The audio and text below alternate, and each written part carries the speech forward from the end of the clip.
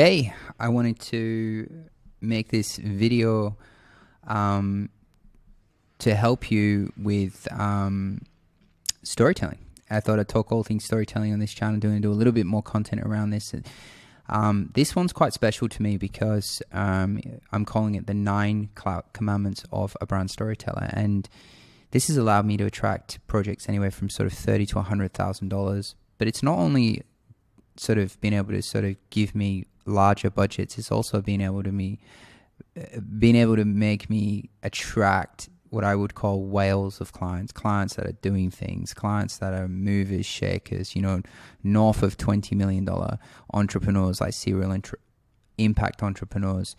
And these sort of 9 principles or commandments is how I went into sort of creation mode, or when I sort of kept to these, it kind of helped me as a guideline. I used to have them in a back of a book, and I used to always refer to them or add them on my notes as I got the iPhone and stuff. So I want to run through with them because I may be able to offer up a lot of value here to be able to help you take these 9 and then be able to incorporate them into your sort of brand stories and your creation process. So I'm going to break it down for you. So let's get into it. I'm just going to go straight into it so we can get the information to you as quickly as possible. So the first one that I always sort of stuck to was customer as a hero. So position the customer as the hero, not the brand. The brand should be the guiding force to the hero. So for you as the storyteller and you're working with a brand, you want to make sure that you're completely and utterly sort of helping the client be the guide. So the way I used to explain it to clients was basically, if you imagine Cinderella, the brand that you're working for is the fairy godmother, and their clients are Cinderella. And this has really helped me in terms of doing impact stories, particularly because you always tell the story of they're on this sort of hero journey, and then the brand on the background. This is how you tie everything back. So you can create a movie about their customers, and it could be that they've gone through something and they've gone through this sort of heroic journey, and their service, product, or idea has sort of been their guiding force and has helped them through the process. And this is a really nice way to sell to your client. Number 2, if it lets me, number 2, this is a massive one. This is something I used to always think about.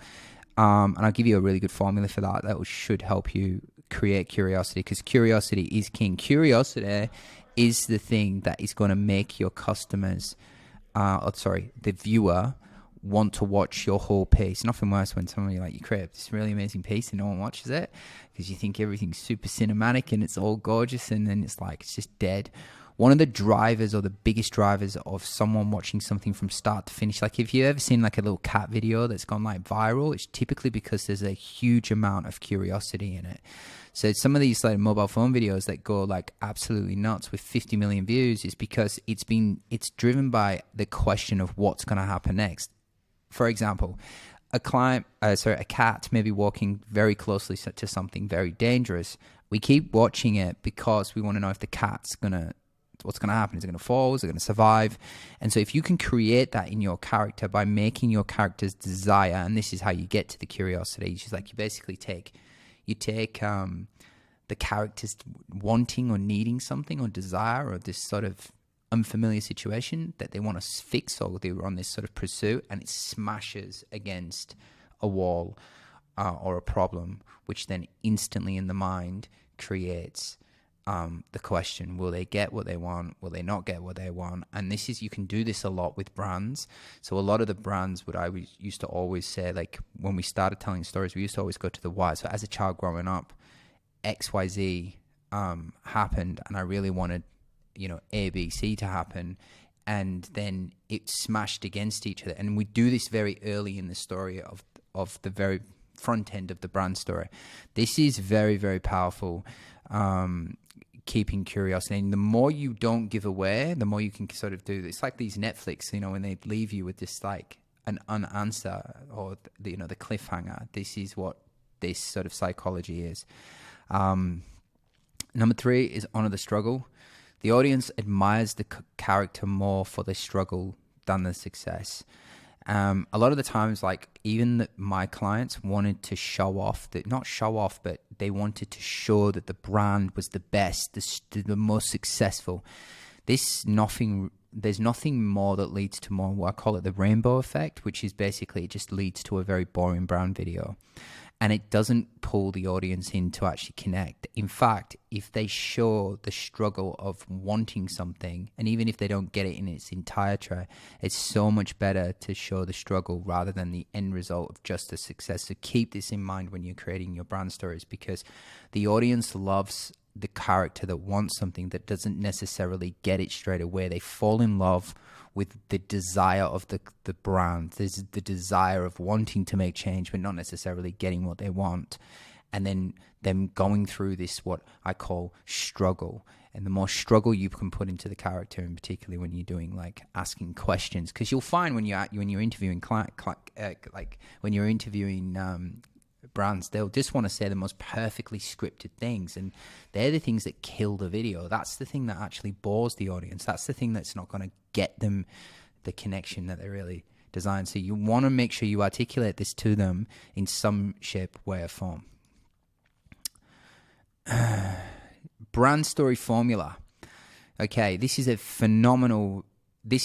Was the centerpiece of a lot of my work. This was my core offer, so I thought I'd throw this one in there. Brand story core offer. To create a solid brand story, use these 3-act formulas. So the way I did it was I used to always start off like the first sort of act would be, or the first third part of the brand story would be talking about the brand's why, like where did they come from. And typically if you're dehumanizing or you're doing an entrepreneur, you're doing a personal brand story, this is an amazing one.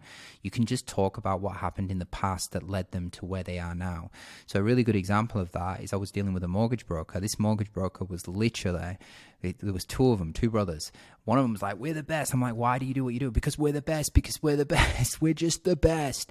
And he used to say the data, the numbers, the percentage, everything is the best. And then I think the brother was listening in the other room, and he just sort of came in and just sort of burst in the door. And I said, I can tell you exactly why we do what we do. Because as a child growing up, our parents could never afford their own home.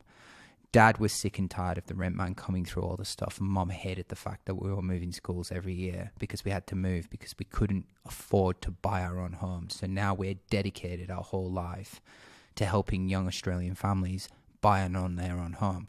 Now you tell me which is going to resonate more, right? So that's the why. And then the fight and how you get the fight. And one of the really, really good questions to get the fight out of the brand is just to ask them, from a helicopter view with all the forces that goes on in the industry, what's the one thing that either angers you or breaks your heart?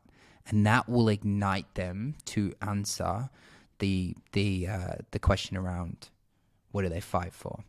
And then the last act is the contribution or the thing that they're wanting to leave behind. That creates the movement in a lot of ways. Like if a brand is trying to help, I know there's some things around Starbucks lately around the war, and there's things around the world, and you know, millenniums in particular love to buy T-shirts that are connected to movements or connected to bigger causes and things of that nature. So I would highly recommend putting something at the end, which is like the contribution, the ending. That's a really nice way to end it, and it's also a really good place to put your call to action as well. So this is a really solid structure for a brand story. The why, what are they fighting for, and what's the contribution? You amalgamate that all together, and it's a really nice structure.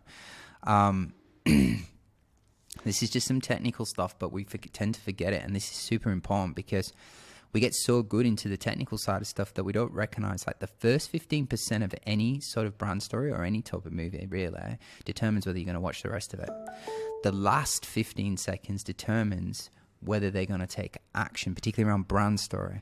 So you really want to heavily invest. The first 15% of your brand story determines if the audience will watch. The last 15% determines if they'll take action. So this is really important for a brand to spend a lot of time on the ending of the video, but particularly the front end of the video. And so invest everything into that. I always would start with the end and the beginning, and then I would just fill the middle with the why, the fight, and the contribution. So I'll just keep going. Craft with purpose, and this is just super important. Like every single element of the brand story, every single element of anything in your story must serve a purpose. Every single pixel, every single waveform, sound effect should be created with the intention to push story forward. That's really what we want to do. So we're working with conflict, we're working with desire, we're working with these different types of formulas, but the ideology around this sort of commandment is about making sure that everything has a purpose. I used to often ask my editor, like, why is that there? What is that doing for the story? And when you ask yourself that question, it's a very, very powerful thing to do, because it keeps you accountable, and it makes sure that it's making sure that whatever you put into the story is really adding to the feeling. And a lot of it, simplicity breeds clarity. This was a big thing for me. It's like a lot of it with the editing room, especially when it gets to the editing room, is about what can you cut out, especially if you're really good at shooting and you've been in golden hour and you're just so attached to the shot.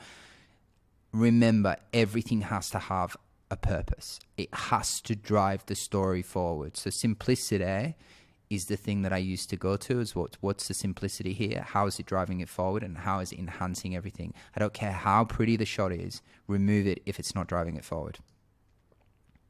The next commandment is motion first. This is about prioritizing the emotional impact of the cut. So when you're editing, over the technical perfection. And this leads into what I was saying last time. Even in the cut, you want to be able to make sure that the cut should enhance the emotional resonance. This is where we're looking, even if it's a shaky shot, if it works or the symbology works. Like, a lot of my stuff was handheld. Like, I did a lot of handheld, and I was very much like it, because I was trying to drive emotion into it.